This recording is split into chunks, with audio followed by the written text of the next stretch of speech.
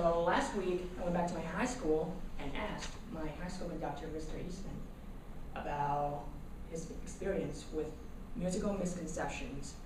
The man told me that he once had this student who came up to him and asked to drop his choir course because he thought that he would not have to do any work for that class, and he had failed 3 tests prior to this conversation. Mr. Eastman just calmly replied, "You never learn, do you?" Well, frankly, you're not the first one, after all.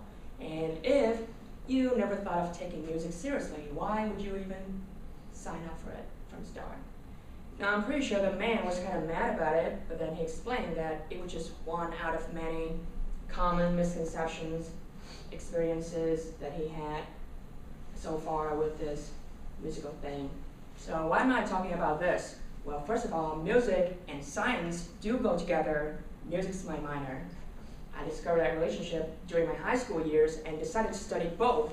So you can kind of see the connection here from pharmaceutical degree to music decision. Second of all, I want to help eliminate most musical misconceptions so that people can look at this major in a better and an easier way. Third of all, so there are like many musical misconceptions that are both hilarious and serious, so I want to address 3 misconceptions that I think are the most common among all of us. So the first one is perfect pitch, aka absolute pitch.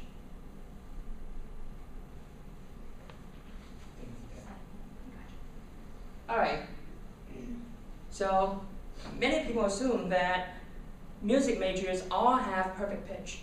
Well, technically, we're not born with perfect pitch.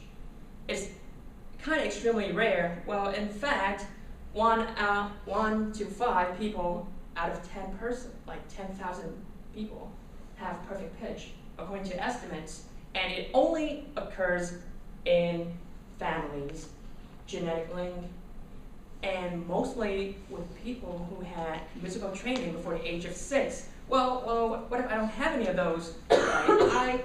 I was not born in a music family. My grandparents are not musicians. I never had musical training before the age of 12. My perfect pitch ability is inconsistent, especially after 7 a.m. in the morning or when I feel like listening to music at all. Well, but I still choose to pursue this career. It's my passion, and I can do it if I want to. So, and also someone used to tell me that people with perfect pitch can tell a pitch with accuracy. That's not true. I mean, after all, I'm a human, and human beings make mistakes. So it's natural, right? Well, in fact, I can kind of demonstrate that to you guys right now. So I'm gonna sing a pitch, and I'm gonna ask one of you to tell what pitch or what note it is.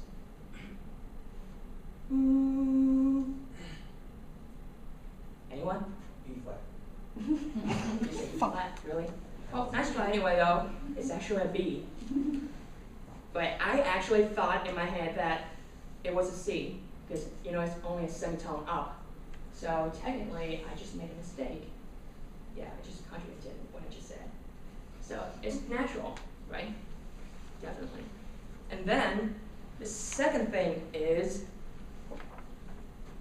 many people believe that you have to be well trained in order to become a musician. Well, no, you don't have to. Well, if you can sing like some songs, you can do karaoke, you can call yourself an artist. I've seen people do that, and it really amuses me. Plus, according to the Department of Labor, there are only 40,000 people who are employed artists. Well, in reality, there are millions of self-employed artists out there. So you're not the only one calling yourself an artist, technically. Well, are there any exceptions? Yes, there are, and there are international superstars. Paul McCartney cannot read music. Despite his success, the legend admitted that he was embarrassed about the fact that he cannot understand music theory and neither could any of his Beatles bandmates. Quite surprising, I know.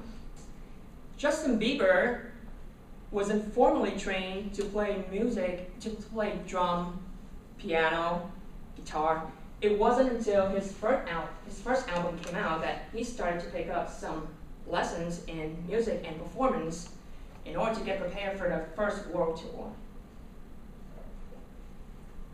And then you have some technology that can help you during performance, like sound technician, sound effect guys, Foley, which is only necessary when you think about like making music videos, is after music effects, and then autotune.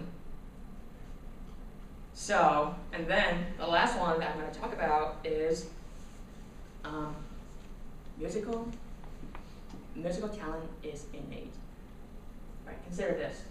Saying musical talent is innate is like saying your 3-year-old kid can play guitar, piano, and drum without having any musical training at all before. I mean, it's kind of ridiculous, right? I mean, it would sound pretty cool if it ever happened, technically. But no, there's nothing like that. So, like, I'm pursuing my music minor, and we tend to consider every note, every skill, every length, the range, the power, the thing that I think should be important to sing a music, like a simple piece of music. Yep. So it's not innate. We have to work hard for that. We have homework, we have stuff to do. And then, well, I think we all know this guy, right? Mozart. Well, Mozart's reputation did not spring from like special talent or like gifted divine power from God or anything like that. His father was a musician who pioneered innovative ways of teaching children music, and he naturally employed that onto his own children.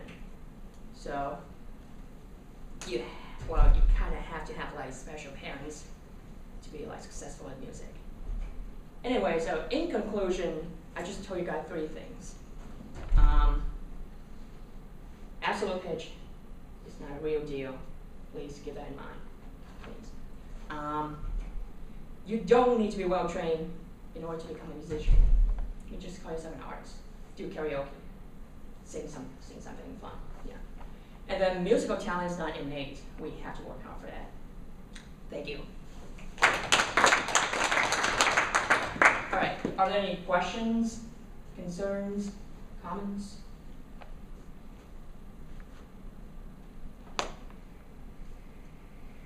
Well, yeah. Do you sing in the choir now? I used to be in the all-state choir last year, and I'm thinking about applying for that again, for like an adult version of that. So yeah.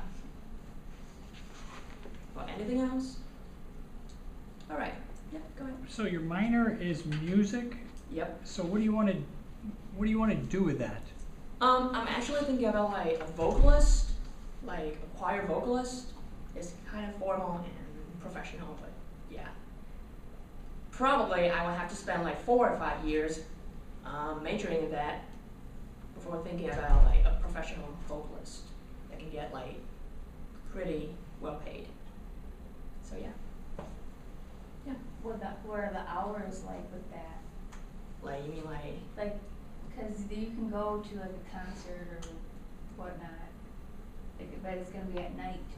Exactly, yeah. Well, usually, I used to have like concerts that start at 7, something like that, and it ended at 10, 11, depending on how far I'm traveling to back and forth, something like that.